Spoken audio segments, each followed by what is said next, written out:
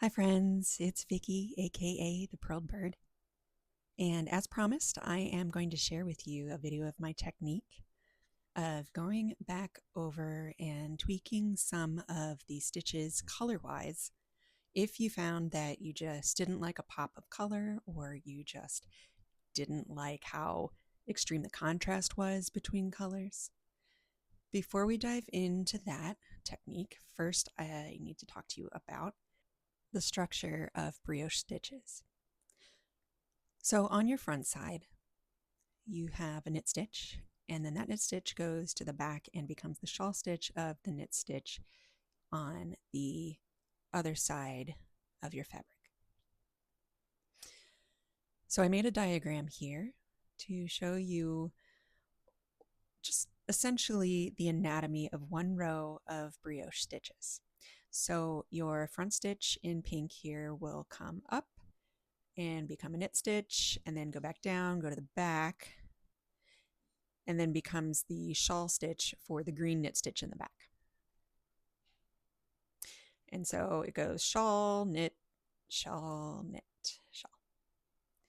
And essentially what I do when I want to modify the color of any of the stitches in any row, I just take a length of yarn and I will just weave over that front stitch, knit, shawl, knit, shawl.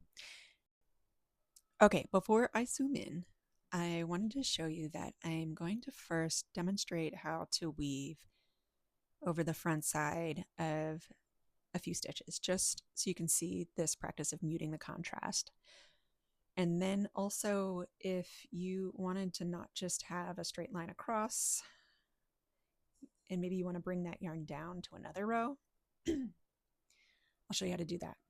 So first we'll work on just covering these 3 stitches here, and then I'll show you how you can jump down and continue it somewhere else that kind of helps you break up. Like if you've got several rows of a color that you want to kind of break up and visually and kind of mute overall, you can use this technique. Okay, so when I start, first, it's these 3 stitches. I like to go over at least 1 or 2 stitches over to start, and I go up to the bottom V of that knit stitch, and you follow that stitch just like the anatomy I showed you.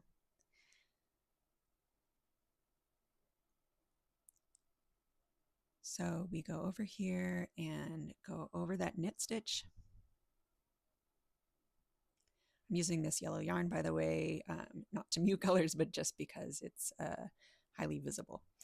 Okay, so once you've gone over your knit stitch and you've got that yarn to lay over the stitch you're trying to mute, then you just follow it. You can kind of pull this up a little bit and you can see how that yarn goes to the back and becomes a shawl stitch. And I like to go up and out the top of that shawl. And then you can follow that shawl down to where it becomes a knit stitch again. You come back out the bottom of that knit stitch.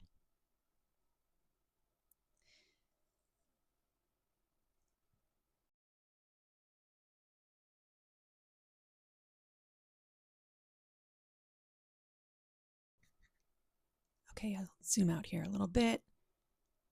And then you just follow this knit stitch again.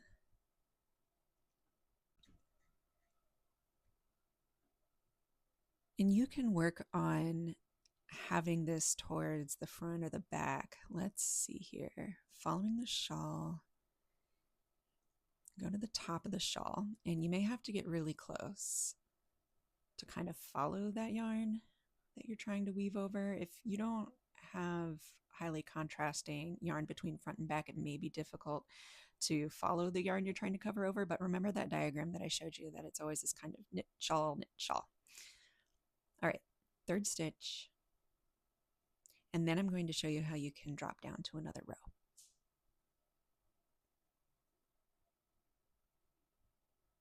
Let's see here. Go up And before I go down a few rows, I like to get to the top of the shawl stitch. And okay, I've covered over the 3 stitches. Let's just check in real quick. And now I want to jump down to this row and go cover over these diagonally down. And what I do is follow that shawl stitch, but I follow it down to the next row right there. So I'm behind 2 shawls of our front side yarn stitch. I'll show you what it looks like on the back as well. Let's finish the knit. You can start working on the next row, but try to only go down 1 row at a time if you can, so it's not so obvious. So again, I go, oops, I pulled that a little too tight. It's not covering, and that just means I pulled it too tight. You can always back out, readjust, and pull it so it covers over the stitch you're trying to cover. Then go back in.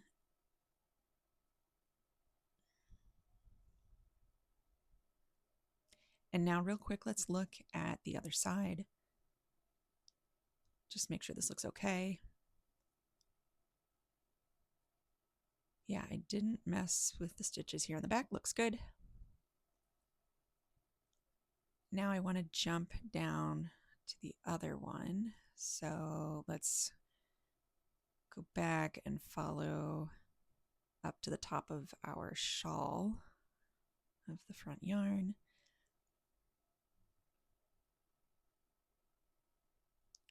Now I go down to the next stitch. So I just go down behind those shawls and try not to tie my camera stand to the piece.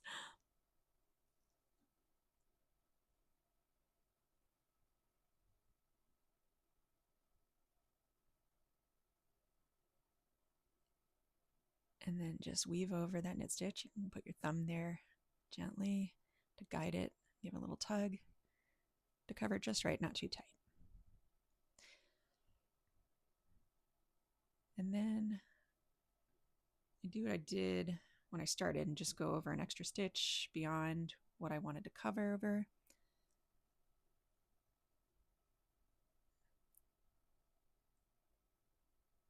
And you can see that I've used the gold. Now it looks just like the rest of the garment. This yarn doesn't stand out, but it doesn't look like it's any different than the other stitches. Once you've gone a stitch or 2 beyond what you wanted to cover, just bring the yarn to the back, cut it to the back. You'll see here I have some strands back here, like when I did a color change right there. You can weave that between the shawls. After blocking, you can snip any pieces that stick out. And that's it. Here's that diagram again. Remember, just learn the anatomy and screenshot this. Knit stitch, shawl stitch, remember that, and just follow it along to cover over whatever yarn strands you want to in your marled brioche. Thank you.